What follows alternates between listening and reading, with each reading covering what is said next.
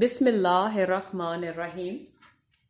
Assalamu alaikum wa rahmatullahi wa barakatuhu. Dear students, how are you all? I hope you all will be fine and in the best state of your health. May Allah keep you all safe at your homes. We will start our lesson with the recitation of Dua, Ilm में इजाफे की दुआ. Recite with me. Rabbi Zidni Ilma. We will repeat it one time again and you have to memorize this dua as well. Rabbi Zidni Ilma. Now we are going to start our first lesson. This lesson is basically a guideline for the parents.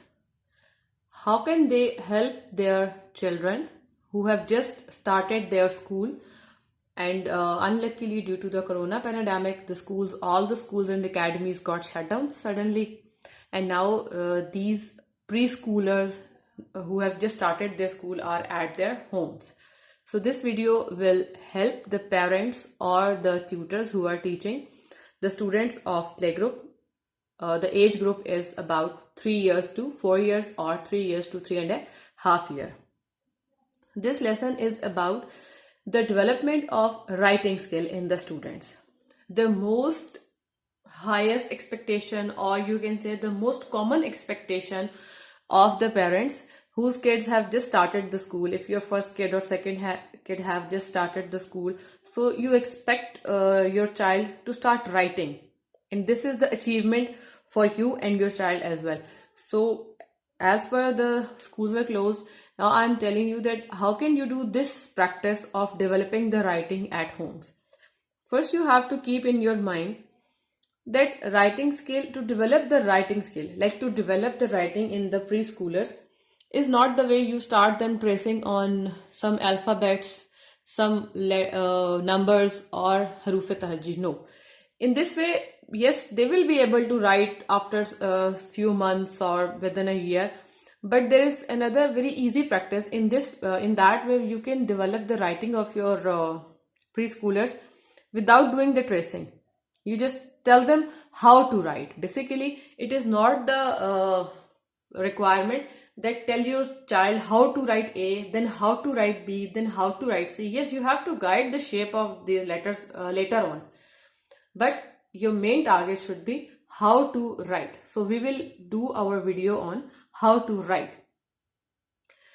From almost 3 minutes, you can see in the picture of the video that there is a black slate and a whiteboard. And beside the whiteboard, there's also a paper, but I will tell you later on what is the use of the whiteboard and paper. We will start with this black slate.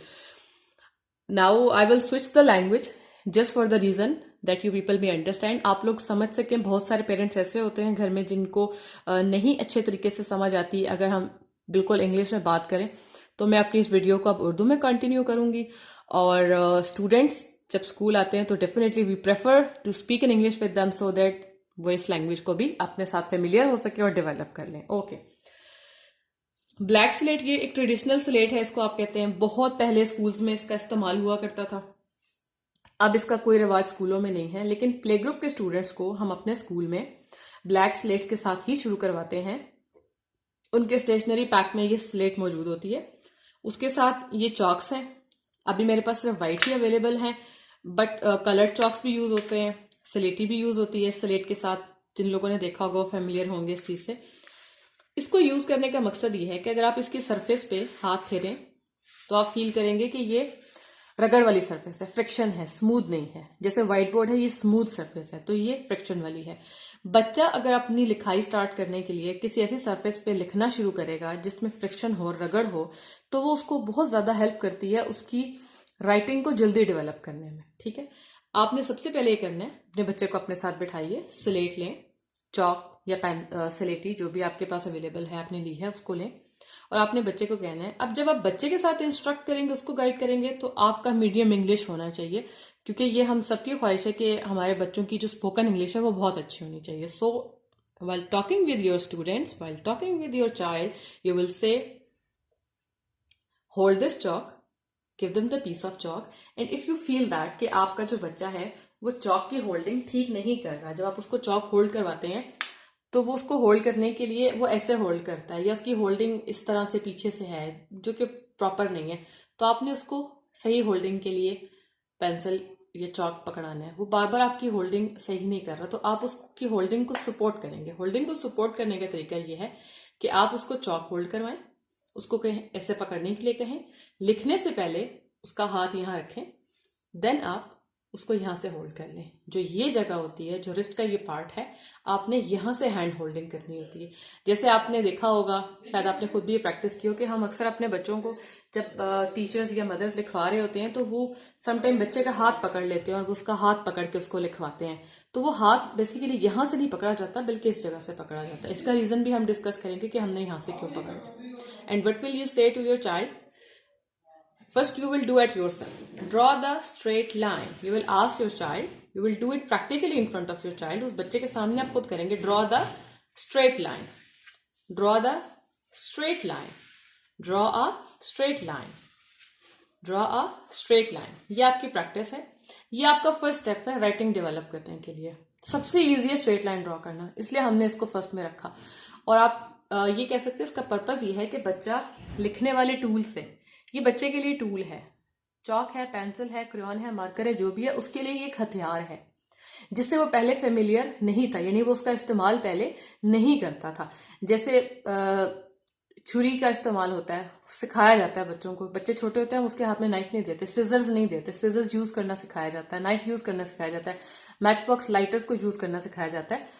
ये dangerous tool तो नहीं है लेकिन tool जरूर है. आप इसका use करना बच्चों को सिखाएंगे और सिखाने के लिए सबसे फर्स्ट स्टेप क्या होगा कि how to draw a straight line. ये हमारा आज का वीडियो लेसन है. देन वही मेथड, आप अपने बच्चे को चॉक होल्ड करवाएं, उसको रखें, यहां से आप उसको होल्ड करें, उसके छोटे से हाथ होंगे, वो स्ट्रेट लाइन जितनी ड्रॉ करना चाहता है, साइज डिफरेंट उसका, आप उसको वो स्ट्रेट लाइन ड्रॉ करने दें. और कोशिश ये करें, आप उसको गाइड करें अपने बच्चे को कि वो जो टिप ऑफ द चॉक है जब स्लेट के ऊपर रखेगा तो उसकी ग्रिप अच्छी होनी चाहिए, उसका प्रेशर होना चाहिए. और जितना उसका ग्रिप अच्छी होगी, जितना उसका प्रेशर होगा, उतनी वो जल्दी अपनी इन स्ट्रेट लाइन ड्राइंग के फेजेस से एक मीनिंगफुल राइटिंग की तरफ जाएगा. बट नो वरीज, जब तक वो ये चीज ड्रॉ करता है आप उसको स्लेट दें, उसके साथ बैठें.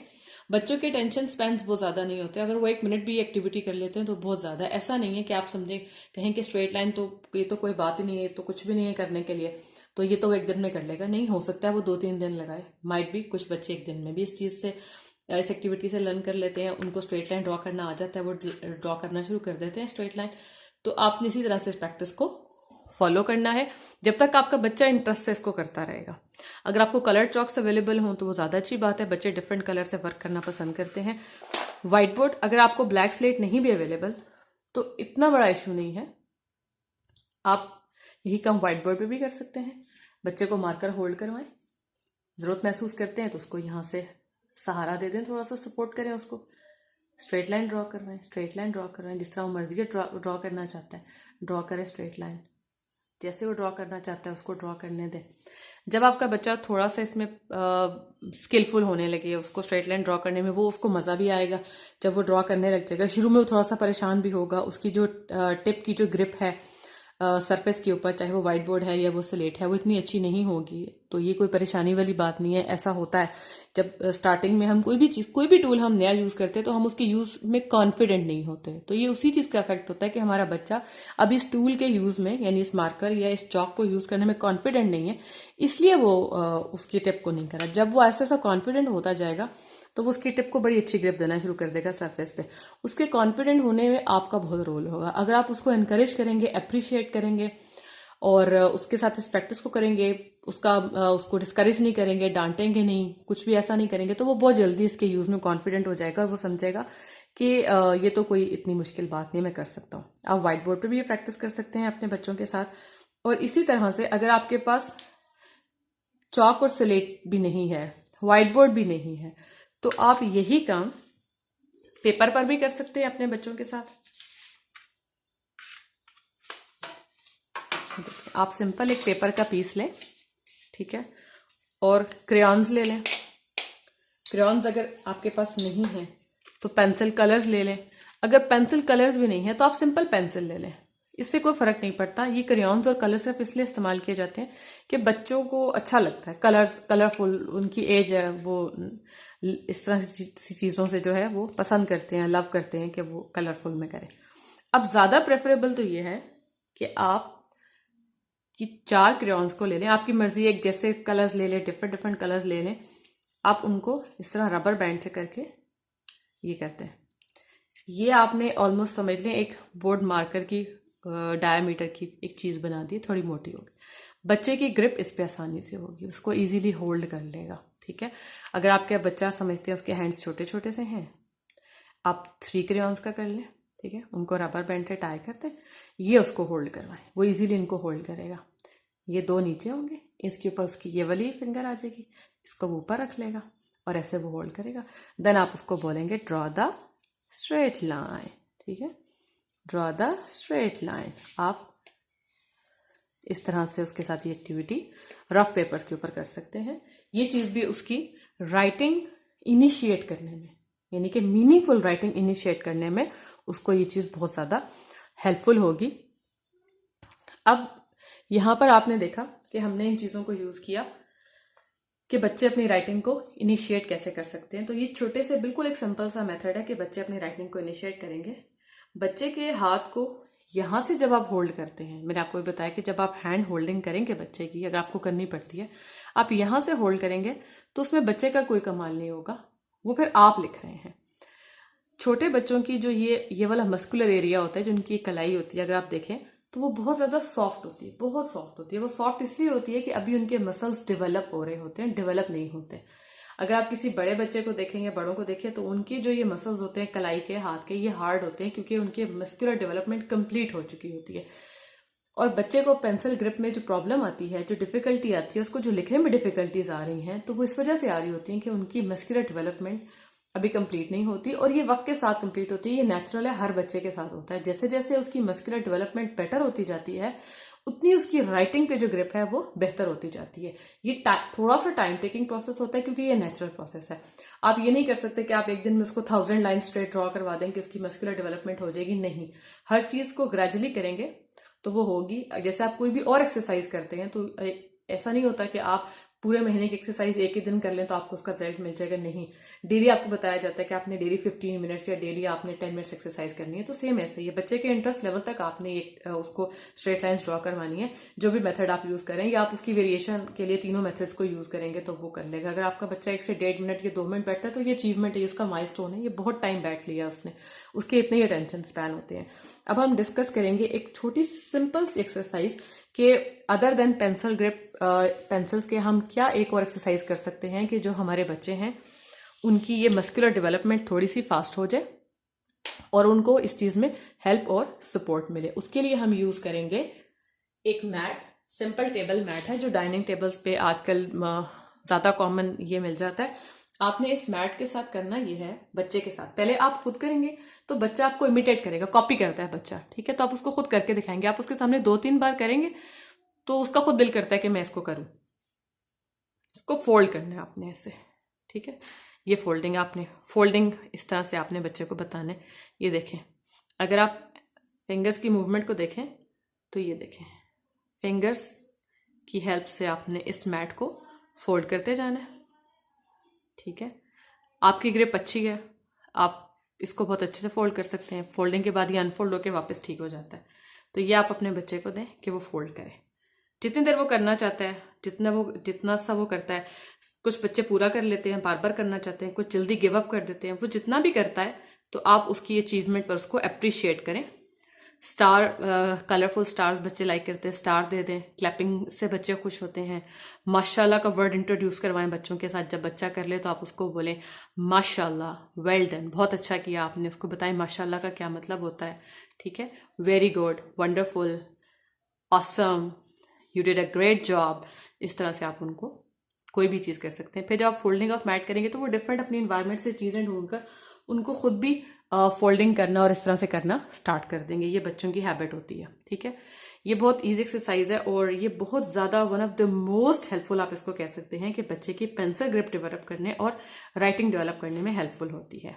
और अब इस वीडियो की लास्ट एक्सरसाइज जो मैं आपसे शेयर करूंगी, जो बच्चों को बहुत ज़्यादा हेल्प करती है उनकी पेंसिल ग्रिप को इन्हांस करने में, उनके मस्कुलर डेवलपमेंट में और उनकी राइटिंग डेवलप करने में। इसके लिए अगेन हम यूज़ करेंगे व्हाइट बोर्ड, और यहाँ पर व्हाइट बोर्ड के साथ मैं एक स्केल यूज़ कर रही हूँ।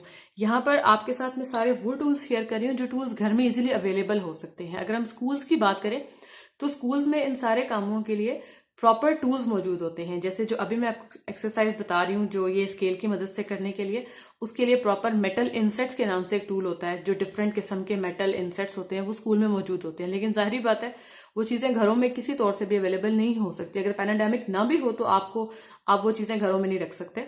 वो स्कूल्स में प्रॉपर मोंटेसरी किट में आती हैं जिनको हम यूज़ करते हैं बच्चों की राइटिंग डेवलपमेंट के लिए। तो आप घर में स्केल ले लें, स्केल भी वही काम करेगा आपके लिए। आपने करना ये है, स्केल दें, क्योंकि बच्चा भी छोटा है, वो होल्ड नहीं कर सकता जब वो पेंसिल ग्रिप कर रहे हैं। मार्कर लें, व्हाइट बोर्ड पे कर लें, आप स्लेट पे करना चाहते हैं स्लेट पे कर लें, पेपर पे करना चाहते हैं। मकसद ये होता है कि वो एक्टिविटी परफॉर्म हो जाए, मीडियम उसका जो भी अवेलेबल हो। स्केल को आप होल्ड करें और बच्चे को बोलें उसके साथ साथ लाइन ड्रॉ करें। ये आपके लिए बहुत आसान है, बच्चे के लिए आसान नहीं होगा, लेकिन थोड़ी सी प्रैक्टिस के बाद वो करने लगेगा। फिर आप उसको कहें स्केल के साथ साथ लाइन ड्रॉ करें, स्ट्रेट लाइन। ठीक है, स्ट्रेट लाइन। ये स्केल के साथ पेंसिल को रख कर लाइन ड्रॉ करना उसके लिए बहुत बड़ी बात है उस बच्चे के लिए जिसको भी आप ये सिखा रहे हैं। ठीक है, वर्टिकल ड्रॉ कर सकते हैं, हॉरिजॉन्टल लाइंस आप उसके साथ ड्रॉ कर सकते हैं, रखकर स्केल के साथ वो लाइन ड्रॉ करें। कुछ आप टिल्टेड लाइंस भी ड्रॉ करवा लें उससे, लेकिन अगर आपने भी टिल्टेड नहीं इंट्रोड्यूस करवानी, आप स्ट्रेट लाइन पे रहना चाहते हैं तो आप स्ट्रेट लाइन पे भी रह सकते हैं। फिर यही एक्सरसाइज आपने अपने बच्चे के साथ पेंसिल के साथ करनी है या क्रेयॉन्स के साथ करनी है। पेंसिल दें, स्केल दें। जब आपको आहिस्ता आहिस्ता लगे कि आपका बच्चा इस चीज़ में एक्सपर्ट हो रहा है तो आप उसको बोलें कि दूसरे हैंड से स्केल को खुद ग्रिप करो। वो खुद ग्रिप करेगा और वो क्रेयॉन को पकड़ के या पेंसिल जो भी है उससे वो लाइन ड्रॉ करेगा। छोटी लाइंस, बड़ी लाइन, जिस तरह वो करना चाहता है, बट वो लाइन स्केल के साथ उसको ड्रॉ करनी चाहिए। फिर आप लाइन लेंथ को बढ़ा भी सकते हैं जैसे जैसे उसकी ग्रिप बेटर हो जाएगी। तो ये थी कुछ एक्टिविटीज़ और फर्स्ट टिप कि बच्चा राइटिंग कैसे स्टार्ट करता है। आई होप ये आपके लिए बहुत ज़्यादा हेल्पफुल होंगी। इसके बावजूद भी अगर कोई भी क्वेश्चन आपके माइंड में आता है तो आप वो क्वेश्चन पूछ सकते हैं, आपको उसका रिप्लाई किया जाएगा। क्योंकि इस वीडियो का जो पर्पज़ है, प्योरली पर्पज़ यही है कि हम अपने बच्चों का जितना मैक्सिमम टाइम है एजुकेशनल टाइम, उसको वेस्ट होने से बचा सकें। जितना मुमकिन है घरों में बैठकर स्कूल्स की तरफ से सपोर्ट आपको प्रोवाइड की जा सके। तो आप अपने बच्चों के साथ कुछ टाइम स्पेंड करें और इंशाल्लाह ये चीज़ उनके लिए बहुत हेल्पफुल होगी। ये फर्स्ट वीडियो थी इसी सीरीज़ में कि इसके बाद नेक्स्ट स्टेप क्या होना चाहिए, बच्चे मीनिंगफुल राइटिंग और लेटर रिकॉग्निशंस और अल्फ़ाबेट रिकॉग्निशंस की तरफ कैसे जाएंगे, वो इंशाल्लाह हम नेक्स्ट वीडियो में डिस्कस करेंगे। और मज़ीद कुछ टिप्स हम आपसे शेयर करेंगे कि आप अपने बच्चों की जो मसल डेवलपमेंट है, जो रिस्ट मसल, कलाई का जो मसल, उसके डेवलपमेंट के लिए और क्या सिंपल प्रैक्टिसेस घर में कर सकते हैं जो कि स्कूल में प्रोफेशनली की जाती हैं, ताकि आपके बच्चे की राइटिंग डेवलपमेंट और जो उसका ये अर्ली टाइम है जो बहुत ही ज़्यादा इंपॉर्टेंट था उसका स्कूल जाना, वो ज़ाया ना हो जाए, रून ना हो जाए, वेस्ट ना हो जाए। Thank you so much. May Allah keep you all safe at your homes. Stay blessed. फी अमान अल्लाह एंड जज़ाकल्लाह।